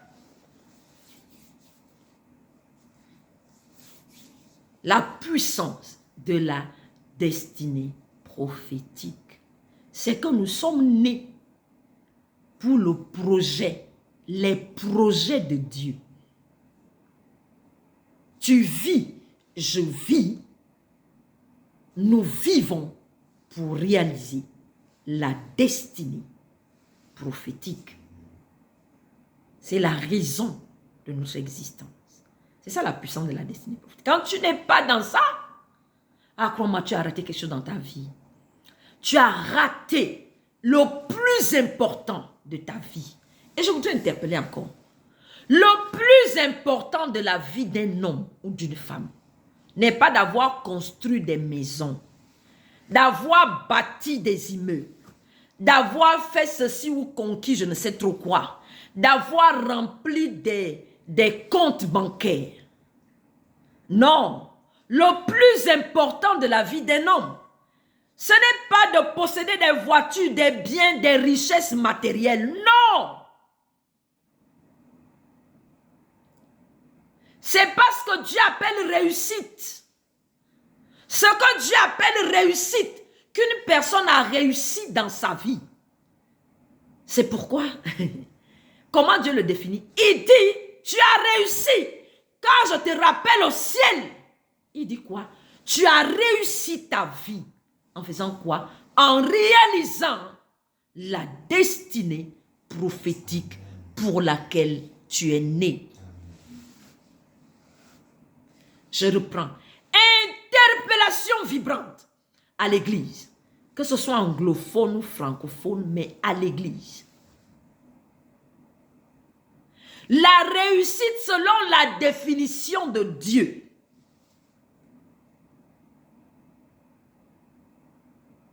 C'est de réaliser le but pour lequel il t'a fait naître sur la terre.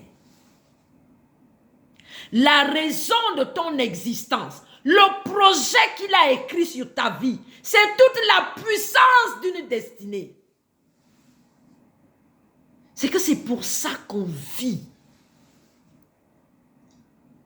Et Dieu dit que tu as réussi ta vie quand il a vu que tu as réalisé pleinement ce qu'il a écrit sur toi. À qui est ce que Dieu a écrit sur toi? Il dit, rentre dans la joie de ton maître. Donc quand tu repars au ciel là, les gens tapent les tambours sur la terre, ils sont contents. Et le ciel t'accueille avec triomphe. Pourquoi? Parce que tu as réalisé la destinée prophétique, la raison de ta vie. Et c'est la raison de ta vie, ce n'est pas d'avoir des gros comptes bancaires.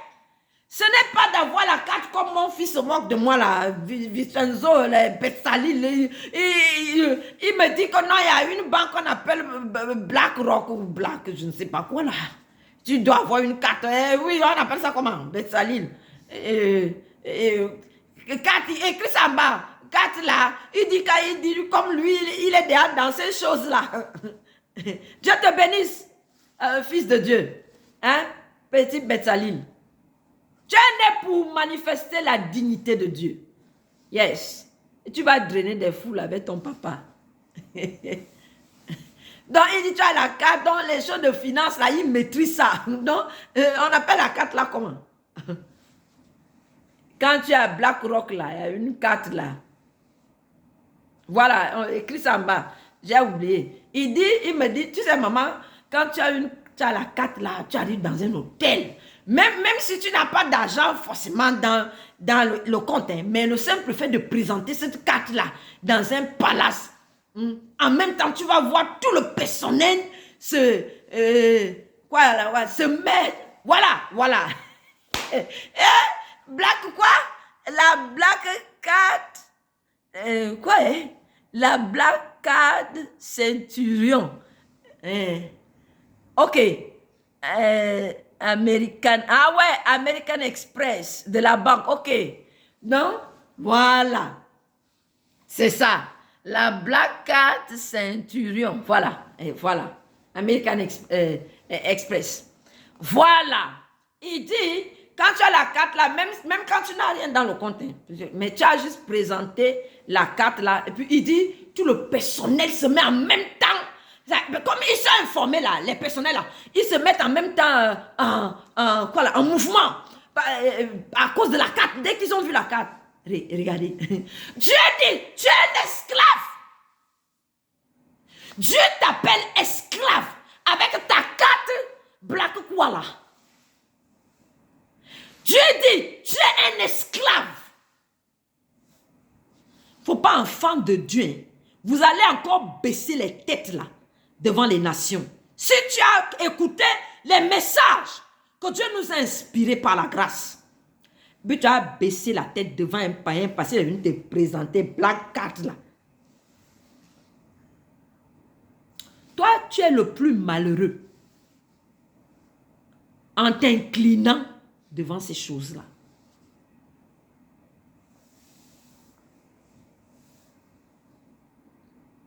Ah, c'est la maman qui décide de la donner à qui elle veut. Voilà. C'est ça. Vous voyez? Tu t'inclines, toi qui possèdes l'esprit, qui a la science de la réflexion, et puis tu vas t'incliner devant les cartes, quoi là. Tu es insensé. Dieu est si triste. Parce que tu possèdes l'esprit qui a la science de la réflexion. Cet esprit-là est en toi. Tu as été baptisé par le grand Saint-Esprit. La Bible dit qu'il possède des mystères. La connaissance. Les mystères de Dieu. Le Saint-Esprit est sur toi. Et avec toi au quotidien. Et puis tu t'inclines devant l'American Express. Toi, tu es un insensé.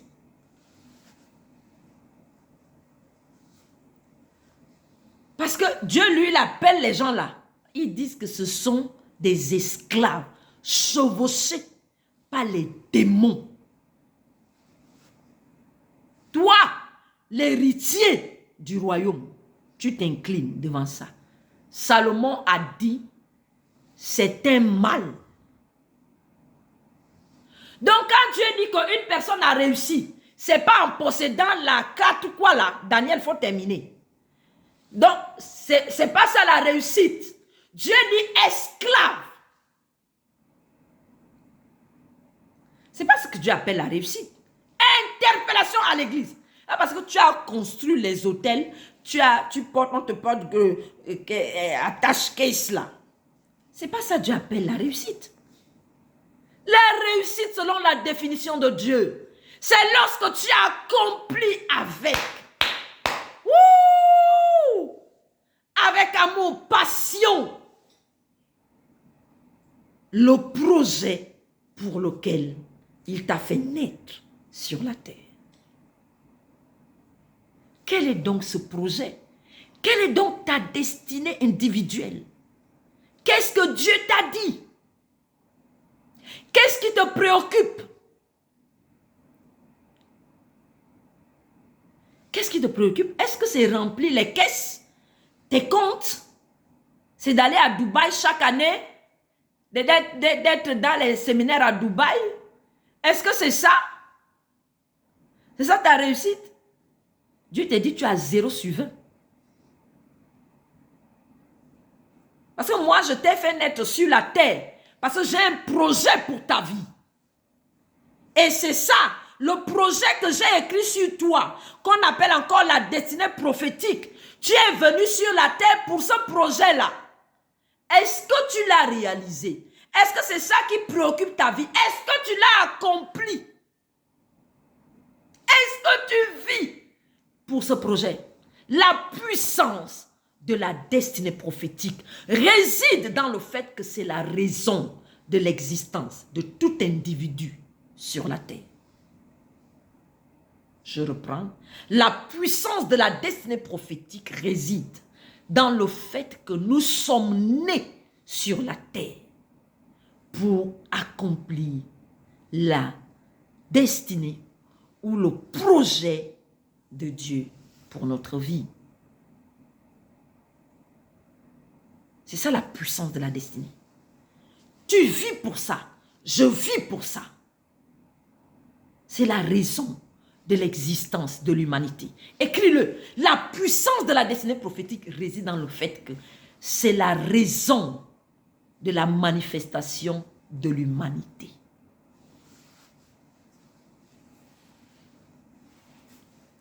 La puissance de la destinée prophétique réside dans le fait que c'est la raison de l'existence de l'humanité.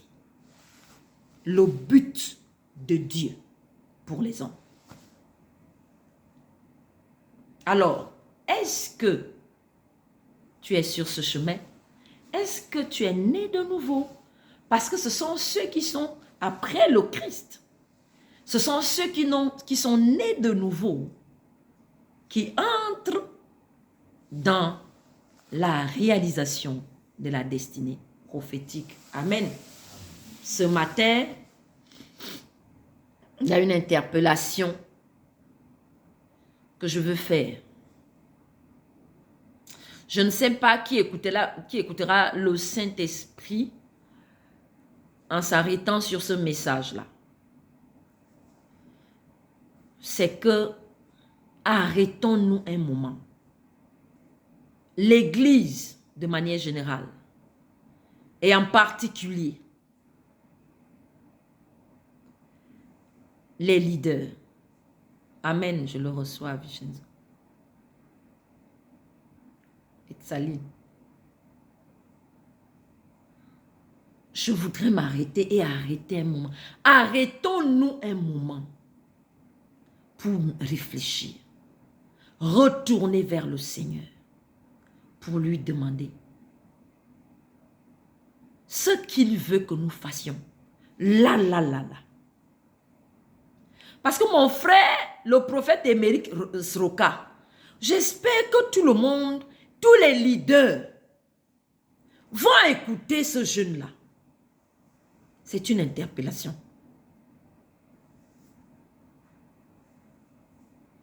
Il dit, le Seigneur lui a dit, va dire à l'église. Le Seigneur a crié dans ses oreilles et puis il est tombé. Va dire à l'église. J'ai déjà dépassé la porte. Je suis déjà là. Mais ce qui me retient, c'est que quand je regarde mon église, il y a trop peu qui sont nés de nouveau. Si je viens, je ne prendrai pas plusieurs. Peu de gens sont nés de nouveau dans le corps de Christ, dans les foules qui sont drainées, dans les foules qui se manifestent dans des conférences. Dieu dit, combien sont nés de nouveau? Alors ce prophète-là a lancé un appel, une urgence. Et je relais ça dans ce message en disant, ressaisissons-nous, en particulier les leaders. Dans toutes les foules qui ont suivi le Seigneur Jésus, 120 disciples sont restés. Je me souviens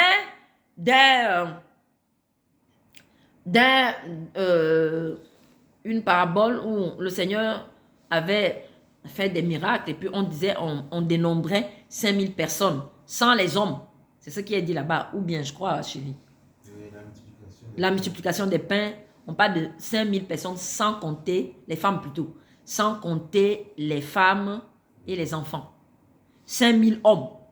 Donc, on suppose que, ils étaient nombreux. Ils étaient nombreux. Mais de tout cela, il n'y a que 120 personnes. À la fin, quand le Seigneur Jésus va rentrer au ciel, 120 personnes. Dieu dit, faisons attention à tous nos aînés dans les ministères, à qui Dieu a accordé la grâce d'avoir des ministères qui sont visibles. Bon, enfin, visibles selon les hommes. Où les gens accourent, où ils se font un plaisir d'être dans ces ministères. Faisons attention un moment. Moi, j'ai écouté ce jeune prophète. Mes entrailles ont bougé. Ça m'a rappelé le Seigneur Jésus. Des foules qui le suivaient, il est resté que 120 personnes. Faisons attention. La grande séduction a saisi l'Église, a pénétré l'Église. Revenons aux fondations. Revenons aux fondations.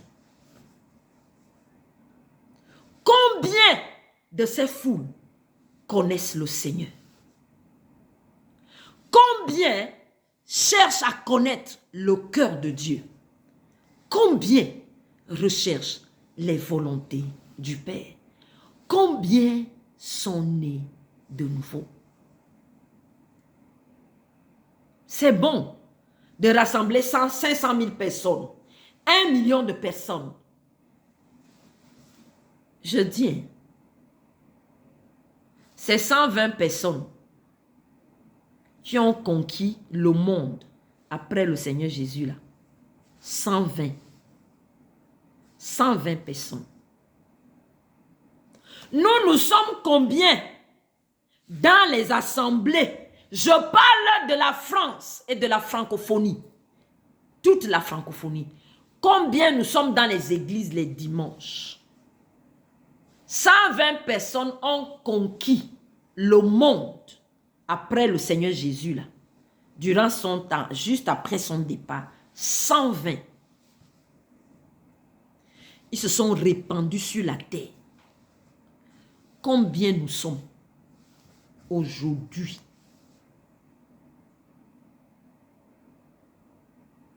Combien nous sommes? Et puis on se glorifie, qu'on draine les foules. Il y a eu en Côte d'Ivoire 500 000 personnes, 700 000 personnes. Non sans fustiger quelqu'un. Mais arrêtons-nous par les compassions de Christ. Et regardons aux foules là. Combien sont nés en Jésus-Christ? Combien suivent les dons, les talents, juste pour leur pain? Juste pour leur pain. Combien? Le Seigneur Jésus cherche des disciples. Il dit porter du fruit. C'est alors que mon Père sera glorifié. La destinée prophétique de la nouvelle création. C'est alors que mon Père sera glorifié. Combien glorifie le Seigneur parmi ces foules-là? Combien cherche Dieu pour ce qu'il est, pour manifester aussi ce qu'il est? Arrêtons-nous un moment. Arrêtons-nous un moment. Avec cette affaire de foule-là, la grande séduction a infiltré l'Église. Sortons de là. Sortons de là. C'est le mot de fin. Seigneur, nous voulons te dire merci. Nous sommes reconnaissants ce matin, Père. Nous savons que quand tu nous as levés pour parler de ta part sur la puissance de la destinée prophétique, tu avais un objectif à atteindre. Et nous croyons que même s'ils ne seront plus connectés pour parler de cela, tu continueras, Seigneur, d'atteindre ton objectif dans les vies. Ceux qui viendront après pour suivre ces émissions, ceux qui seront interpellés, ceux qui obéiront à cette interpellation. Nous savons que tu veux faire quelque chose de spécial et nous prions que le Saint-Esprit se révèle à une personne. Que le Saint-Esprit se révèle à une personne. Qu'une personne laisse le Seigneur Jésus-Christ ouvrir, entrer dans sa vie.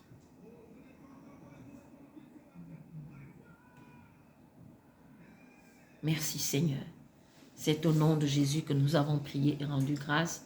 Toi, tu es là, tu n'es pas sûr d'avoir reçu le Seigneur Jésus encore. Répète après moi, Seigneur Jésus. Vraiment, j'ai compris que je suis né sur la terre pour accomplir un but. Mais je ne peux pas accomplir ce but-là si je ne suis pas né en toi. C'est pourquoi aujourd'hui, Seigneur, accorde-moi la grâce de naître en toi. Accorde-moi la grâce de recevoir ton cœur, de recevoir le Saint-Esprit, de recevoir un cœur nouveau. Accorde-moi la grâce d'être né dans le royaume de Dieu, de naître dans le royaume de Dieu. Accorde-moi cette faveur.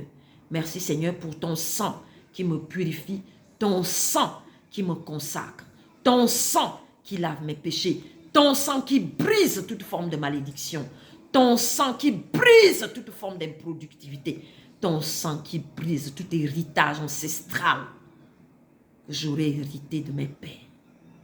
Merci Seigneur, c'est au nom de Jésus-Christ que j'ai prié et avoir reçu Jésus dans ma vie comme le maître de mon existence et le sauveur de ma vie.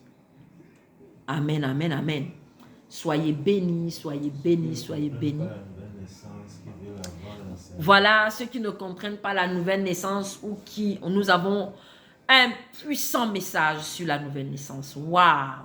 Nous avons un puissant message sur la nouvelle naissance. Si ça t'intéresse, tu peux nous joindre en inbox, d'accord? Et on est prêt à t'envoyer les documents, les enseignements audio. Nous avons plein d'enseignements. Nous avons des livrets à ce propos. Donc, si tu veux lire, connaître davantage, c'est quoi? Toi, tu es né de nouveau. Tu es dans une église. N'hésite pas. Nous pouvons t'envoyer les manuels, les supports sur la nouvelle naissance. Parce que c'est la base fondamentale. Et toi, tu veux nous soutenir. Toi, tu veux nous soutenir. Tu vas nous soutenir matériellement parce qu'on veut donner, mais vraiment propager ce message puissamment dans plusieurs pays, les nations. Il faut que l'Église se réveille. Le message, les messages dont Dieu nous a fait grâce de porter. Et donc, tu veux nous soutenir. Tu peux aussi nous joindre par les réseaux sociaux en inbox pour nous soutenir matériellement. Pourquoi pas nous envoyer un chèque? Ce serait super. Nous faire un Western Union. Super. Et toi, tu as, je sais pas, tu veux que ton pasteur puisse écouter ou bénéficier de ce que nous avons. Pourquoi pas? Tu peux nous contacter aussi. On viendra, voilà, donner ce message. Ces messages, non, le Saint-Esprit nous a fait grâce. Vraiment, il nous a remplis par la grâce de Dieu. Nous pouvons, vous pouvez nous soutenir de quelque manière que ce soit dans la justice. Hein. Ce que Dieu vous a mis à cœur, une offrande, quelque chose qui soit utile pour le royaume, vous pouvez nous joindre, d'accord, en inbox. Même si vous êtes sur YouTube, vous pouvez toutefois venir sur notre profil Facebook ou bien Messenger, nous écrire et on vous donnera le numéro WhatsApp. Amen. Que Dieu vous bénisse, que sa grâce continue de se reposer sur nous, l'Église. C'est le temps du réveil. C'est le temps du réveil. Nous sonnons le glas. C'est le temps du réveil de l'Église. Jésus-Christ, c'est son Église qui amènera le Christ au sommet des nations. C'est par l'Église. Alors soyons fortifiés, quelles que soient les difficultés. Dieu est avec nous. Réveille-toi, toi qui dors. Amen. Que Dieu vous bénisse. Bye bye. On se retrouve lundi à 10h30 avec un autre thème. Amen. Amen, amen. Bye bye.